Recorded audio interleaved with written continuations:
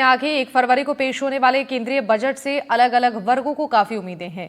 युवा वर्ग शिक्षा, रोजगार और कौशल विकास के क्षेत्र में नई घोषणाओं की उम्मीद कर रहा है। उन्हें उम्मीद है कि इस बजट में उच्च शिक्षा का बजट बढ़ाया जाएगा और साथ ही वो चाहते हैं कि रोजगार के साधन बढ़े, स्किल डेवलपमेंट पर भी काम हो, पूरे देश में भर्ती परीक्षाएं समान नियम से कराई जाए, छात्रवृत्ति समय पर मिले ताकि शोध को बढ़ावा मिले और सबसे महत्वपूर्ण कि शिक्षा पर जीडीपी का 6% खर्च हो। और क्या कुछ चाहते हैं युवा, इस रिपोर्ट में दिखाते हैं आपको।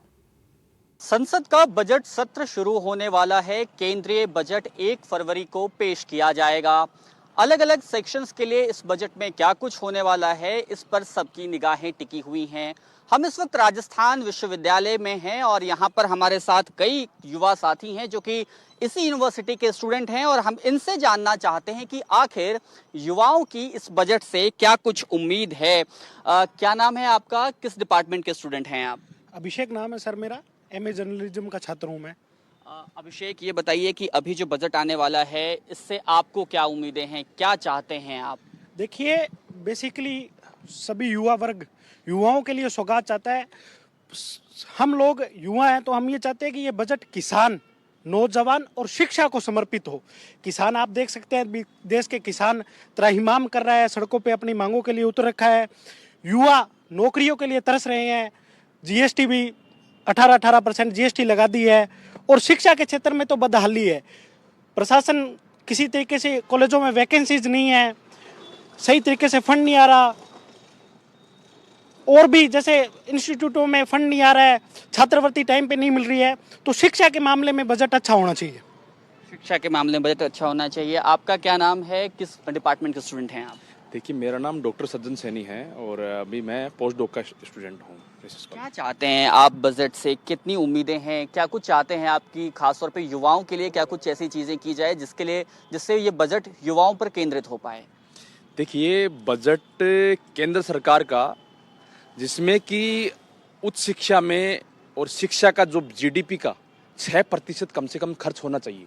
यह एक मिनिमम मापदंड होना चाहिए कि 6% केंद्र सरकार सिर्फ और सिर्फ शिक्षा के लिए दे, क्योंकि जिस तरीके से देश का ढांचा अभी शिक्षा का कोविड के बाद में डगमगाने लगा था, तो इसको देखते हुए सरकार को 6% जीडीपी का देना चाहिए। और उसके साथ साथ जो भी स्टेट की जो यूनिवर्सिटियां हैं वहाँ भर्तियां नहीं हो पाई हैं, तो उन भर्तियों के क्रियान्वयन के लिए सरकार को एक स्पेशल यूजीसी के माध्यम से नोटिफिकेशन जारी करके तुरंत प्रभाव से जो भी भर्तियां हैं वह करवाई जानी चाहिए। और मैं कहना चाहूँगा कि केंद्र सरकार की यूजीसी जो है उसके माध्यम से जो फेलोशिप मिलती है, और भी आईसीएसआर, सीएसआईआर ऐसी एजेंसियां हैं, उनके माध्यम से विद्यार्थियों को, शोधार्थियों को जो फेलोशिप मिलती है उनमें बढ़ावा करना चाहिए, बढ़ाना चाहिए, क्योंकि जो फेलोशिप दी जा रही है वो बहुत कम है। तो मैं केंद्र सरकार से यही डिमांड करता हूं कि इस तरीके की जो भी युवाओं में जो पहल है वह करनी चाहिए, जिससे कि, और दूसरी चीज एक और देख सकते हैं कि आत्मनिर्भर भारत, जो मोदी जी कहते हैं कि आत्मनिर्भर भारत, तो स्किल के जो क्षेत्र में, एंटरप्रेन्योरशिप के जो क्षेत्र में जो बजट देना चाहिए वह थोड़ा और बढ़ाना चाहिए, जिससे कि युवाओं में और जागृति आएगी रोजगार के प्रति। बिल्कुल, इन्होंने आत्मनिर्भर भारत की बात की, उसके साथ साथ जब बजट पेश होता है तो अक्सर ये कहा था कि ये विकसित भारत का बजट है। जब विकसित भारत की बात की जाती है तो आपके नज़र में कैसी छवि उभरती है? भारत कैसा होगा कि भारत विकसित हो जाएगा? देखिए, मैं ये कहना चाहता हूँ कि गई सरकार ने संविधान पार्क का निर्माण किया था और लॉ कॉलेज कितने खोले। संविधान पार्क को देखने मात्र से संविधान के प्रति जागरूकता हो जाएगी क्या? मेरी मांग ये है कि हर जिले में सभी लॉ कॉलेज होना चाहिए, और जो लॉ कॉलेज गई सरकार ने खोले थे उनमें वैकेंसी क्यों नहीं हुई? उस शिक्षा पे वैकेंसी हो। और जो गई सरकार ने रिसर्च के लिए, जो जिनकी नेट है, मतलब जेआरएफ नहीं है, नेट ही है, उनको रिसर्च को बढ़ावा देने के लिए पर मंथ 20,000 रुपये देने लिखा। कितनी छात्रवृत्ति मिली है? उस पर छात्रवृत्ति क्यों नहीं दी जा रही? तो उस शिक्षा पर, रिसर्च पर ज़्यादा ध्यान देना चाहिए गवर्नमेंट को, और उस शिक्षा पे हर जिले में लॉ कॉलेज हो। और जैसे केबीएस स्कूल खुलते हैं तो ब्लॉक स्तर पे भी एक केबीएस की तर्ज पर एक ब्लॉक में एक ऐसा स्कूल होना चाहिए जो बच्चों, मतलब ग्रामीण एरिया में भी रोल मॉडल बने कि भाई वो स्कूल इतना अच्छा है। आप अभी रिसर्च कर रहे हैं या करने वाले हैं? मैं लॉ का स्टूडेंट हूँ, लॉ हो चुकी है मेरी, इसलिए मैं लॉ कॉलेज की बात की। आप बताइए, आप क्या करते हैं, किस डिपार्टमेंट के स्टूडेंट हैं आप? जी, मेरा नाम मनीष है। मैं राजस्थान विश्वविद्यालय के सोशियोलॉजी डिपार्टमेंट का स्टूडेंट हूँ। और इस बजट से क्या उम्मीदें हैं आपकी? और जो सवाल मैंने इनसे किया था कि जब आत्मनिर्भर भारत की, विकसित भारत की बात होती है, तो आप लोगों के नज़र में भारत की कैसी छवि उभरती है? देखिए, जब जब ये सरकारें इस बजट की पुस्तिका को अपनी संसद की मेज पे लाती है, उन पे पन्नों पे पन्ने पलटती है, युवा अपने लिए सौगात ढूंढता है, पर किसी भी सरकार, कोई सरकार इसमें कोई ये वर्तमान की जो सरकार है, चाहे वो देश की हो चाहे प्रदेश की हो, उसमें युवाओं के लिए तो कोई आप क्या चाहते हैं? आप क्या चाहते हैं बजट में युवाओं के लिए? युवाओं के लिए तो सबसे पहले तो मैं युवा होने के नाते इस देश का ज़्यादा से ज़्यादा बजट शिक्षा पे खर्च हो। जिस देश में कफन पे जीएसटी हो, उस देश में शिक्षा का ढांचा तो आपको देखने को मिल ही जाएगा।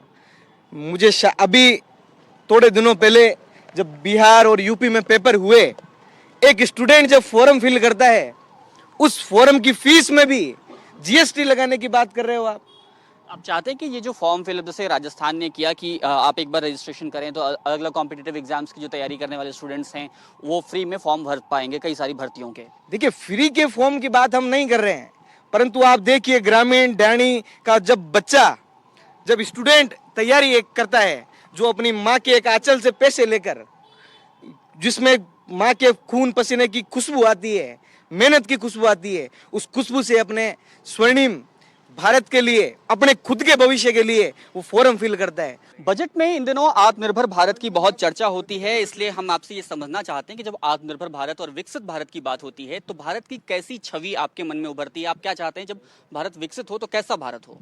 सबसे पहले तो मेरा नाम गौतम सोनी है। मैं राजस्थान विश्वविद्यालय के अंदर सोशियोलॉजी का स्टूडेंट हूँ। तो एक स्टूडेंट होने के नाते मैं सबसे पहले तो एजुकेशन की बात करना चाहता हूँ।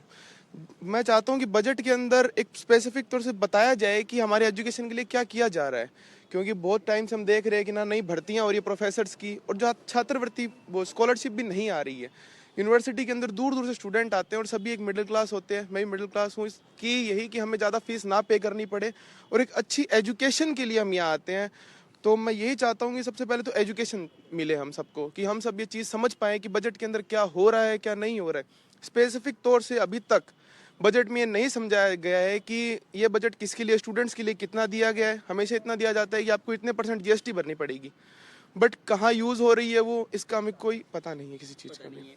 हाँ, एक बात समझाइए, बड़े पैमाने पे स्टूडेंट्स जो हैं वो सरकारी भर्तियों के पीछे भागते हैं, इसके अलावा आप लोगों को लगता है कोई और विकल्प हो सकता है रोजगार का? और क्या स्टूडेंट्स उनके बारे में समझते हैं, जानते हैं? जी देखिए, ज़रूरी नहीं, जब कोई छात्र को अच्छी शिक्षा मिलेगी, अच्छा पढ़ लिख लेगा, तब वो सरकारी नौकरी की ओर अग्रसर होता है, और जब तक सरकारी नौकरी नहीं मिलती तो वो बेरोजगार रहता है। परंतु ऐसा सरकार को एक ये ढांचा बना हुआ है, इस ढांचे को ख़त्म करके सरकार को और भी ऐसे विकल्प युवाओं को देने चाहिए, जिससे युवा सरकारी नौकरी की तरफ अपना रोजगार ढूंढते हुए ना भाग के उस विकल्प की तरफ भागते हुए अपना रोजगार पा सके। रोजगार मात्र और मात्र एक सरकारी नौकरी रोजगार नहीं है। सरकार ऐसे अनेक विकल्प इस बजट के अंदर सुनिश्चित कर सकती है, जिससे युवाओं को रोजगार मिल सके। जैसे कि देखा जाए तो जैसे कोई युवा पढ़ लिया तो उसको प्लेसमेंट की व्यवस्था हो गई। इसके अलावा अन्य कई सारे ऐसे विकल्प है जिनको सरकार फिक्स कर दे, और उनकी ओर युवा अग्रसर होंगे तो उनको रोजगार के विकल्प अपने आप मिलेंगे। रोजगार के विकल्प मिलेंगे। आप बहुत देर से कुछ कहना चाह रहे हैं, अपनी बात समाप्त करते हुए कहिए। मैं ये कहना चाहता हूँ वर्तमान सरकार से, बजट में ये मांग करना चाहता हूँ कि वैकेंसी आप निकाल रहे हो, कोई भी प्रतियोगिता परीक्षा आप करवा रहे हो, उसको अलग अलग चरणों क्यों करवा रहे हो? वन टाइम एक एग्जाम, एक पेपर, एक शिफ्ट में होना चाहिए। आपके जब ये एक तरफ तो आप वन इलेक्शन वन स्टेट की तरफ बढ़ रहे हो, दूसरी तरफ आप एक ही वैकेंसी को अलग अलग चरणों में कर रहे हो। पहली शिफ्ट का 2% डिलीट हो गए, तीसरी शिफ्ट का 5% डिलीट हो गए। हाँ, बहुत ज़्यादा परेशान। आखिर इसका परिणाम बेरोजगार क्यों भुगते? अकाउंटेंट पे देखो आपने कितने % डिलीट किए, उसका परिणाम बेरोजगार क्यों भुगते?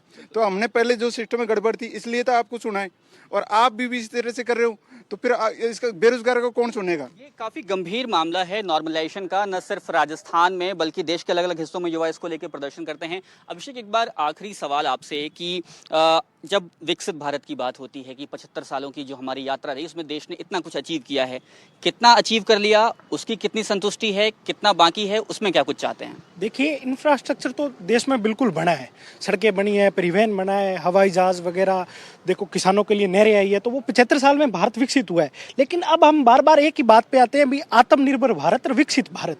आत्मनिर्भर भारत कोई सरकारी नौकरी से नहीं बनेगा।